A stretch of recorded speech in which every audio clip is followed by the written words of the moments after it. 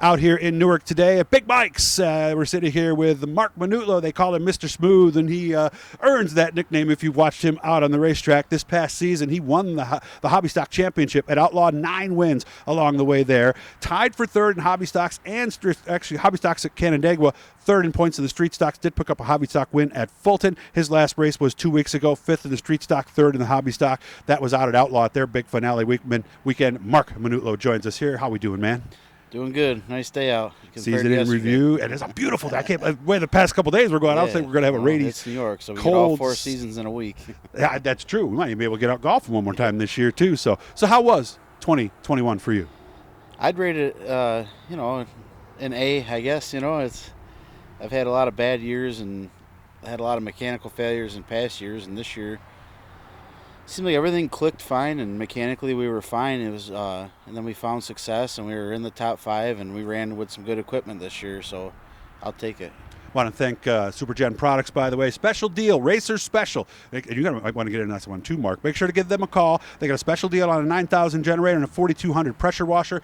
Tell them you saw it here. Tell them Doug sent you, and they will take really good care of you. So time for the questions. You guys have seen these season reviews, and they're pretty much like we used to do back on Doug's Dirt Diary. You ready? I'm ready. Best night of the season. You had a bunch of wins to choose from. Was it one of those wins or maybe something else?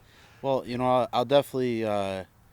I would say one of my best nights, my most favorable nights this year was definitely probably that win at Fulton, because I'd been to the track, Really? 100 times, but I'd never actually raced the surface, and it was more like it's supposed to be like an exhibition to see what the class had to bring to the table, and I think like 12 guys showed up, and we started the pole, and I picked gear wrong, and I was way too low, but I started the pole and was able to kind of hog the track a little and stay in the lead. Nice. So winning at a new track. Did you like Fulton? Yeah, it's beautiful.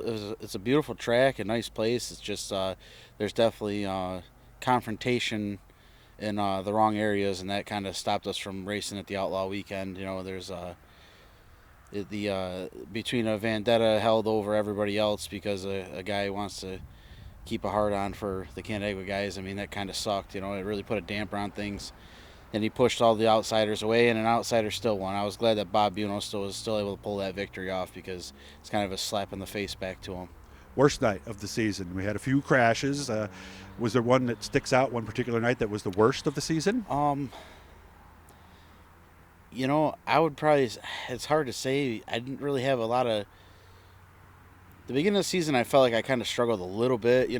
We had a solid second place the first night out at Canandaigua in the Street Stock, and 5th in the Hobby Stock. And what I would say, I guess I would say my worst night was we actually put too much gear to the car, but we were able to kind of hug the bottom, and we got involved in a yellow. We kept going, but we still got put back, and then came back from 14th to 5th, and then broke a control arm the final lap. So that sucked. I mean, I guess I'll mark that down as the worst night. Okay, well, compared to some years, that's not a bad. Oh, absolutely. Yeah, I've had way worse stuff happen. That's for sure. Yeah, so in a different year, that question might have had a different answer to it altogether. Are you superstitious? Some things maybe you do or you don't do on race day? Anything that would fall into that category? It's funny because me and my father used to have this conversation early in my career. Is how. Same underwear, same shoes, this, that, just really? For prime examples. Lucky socks, stuff like that? Yeah, lucky socks, stuff like that. Same helmet, all that jazz. But I don't know. I've kind of lost the superstition. I'm stuck in my ways of how I worry about things. Who am I starting behind? Where am I starting? Anybody get a picture of the lineup, this and that, But It's not like a superstition. It's more like, I want to know those things. There's certain things I definitely want to know. Little tedious things that I feel like aren't superstitious but add up. Gotcha. No, I like that. Okay. Do you eat on race day? I know some guys have a nervous stomach. I used to be just breakfast, and I wouldn't eat until after I raced. And then now, I mean, obviously it doesn't bother me. I mean, I'm usually okay. It really depends on what food truck's at the track. If Dino's Dog Wagon's there, usually I'm bound to get into a grilled chicken sandwich. So. Oh, that's the one. Okay. So are you hungry afterwards then? And do you have some things you like to do after? We go out to On the Rocks. They seem to be the only ones that stay open for us after the races. So sometimes we go there, and sometimes I just head home, and have a little chow there. All right. Do you talk to yourself in the race car? Oh yeah, probably. And remember, we're on a G-rated channel here. So. Yeah. I don't think I was just gonna say I don't think you want to know everything I say. But So something goes wrong. Well, let's do two different situations. You get into an incident that's not your fault. That's when the swear words come. And yeah, that's when I use choice language, I guess you could say. But I've learned to try to stay a little more toned down a little. I used to be. I got a nickname, the Cage Monkey, that Mike Welch gave me a while back because sometimes I'd be bouncing around and they're pretty good. What if it's something that you did? You made a mistake. You know, I actually guilt myself bad when I get into a situation sometimes.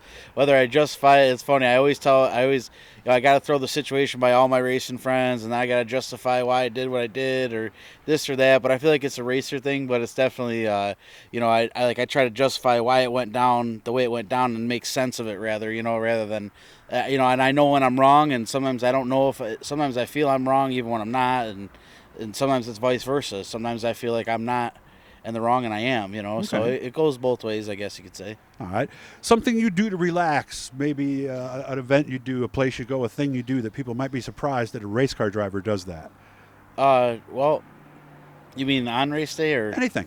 Like even during the week, it's a Tuesday night and you want to relax. Because I know how this gets. During the season, it's in your head every day. It's all you think about. Yeah. I mean, I guess to relax and kind of...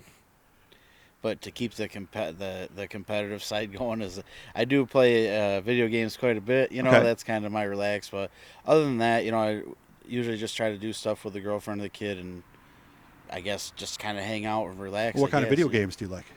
Shooting games. Oh, so that's the ones. Call of Duty, stuff like that? Yeah, do you do it with your friends online? You headsets, it's all funny. that? I play with a lot of racers. That's like my way of hanging out without venturing too far from home. It's at least the thing is everyone knows I'm safe because I ain't really moving very far. Okay. It rains out, and it rains out late. You were already planning on racing, so you didn't have any other plans. What do you do with a free night off that you weren't expecting? I guess that would fall into the relaxing kind of thing. So that we'd get the video games and call your buddies. That. But a lot of times we'll either try to go to dinner, me and my little family, or try to get together with some people and go do something, hang out, grab a drink or something. Or I'm not a big drinker, but usually we go try to hang out somewhere or do something. When it rains out, try to do something and enjoy the night off. It doesn't, and then a lot of times when there's nothing going on, it's like, man, well, this wasn't enjoyable at all. Yeah, because we're high energy people. We don't like sitting around, right? Yeah. It really depends on how early it rains out. If it rains out late, we kind of go home, kind of kick it, hang out. But if it rains out early, we try to get together and do something. Okay. Of course, this is the time of year. We're looking at our car, looking at our trailers, looking at everything we got. Is there one particular area you'd like to do an upgrade in? Well, I guess would just be to try to build on what we already have because so we don't need a new chassis, we don't need a new trailer, we don't need a new motor. Yeah, we've already done fairly well, so just try to build off of that. We might make some big changes, but we'll see. What's the next thing we got to do when we get in the shop? I would say winterize. Winterize would be the first thing. So fog motors, stuff like that? Yeah, and then figure out what we got to do as far as improvements, if any. All right. Marc Minutolo, by the way, 95 wins in his career. He originally said he was going to retire at 100, but I guess that's not going to happen. So hopefully you'll get that 100. Let me know when it happens this summer, and I'll make sure we do something about it, okay? Yeah, well, it'd be nice. Hopefully I can get 5 more. Hit the Blue E, guys. Subscribe. Every time we're talking to somebody cool. And again, make sure to check out that deal. Give them a call over at SuperGen Products. Good job, man. Thank you.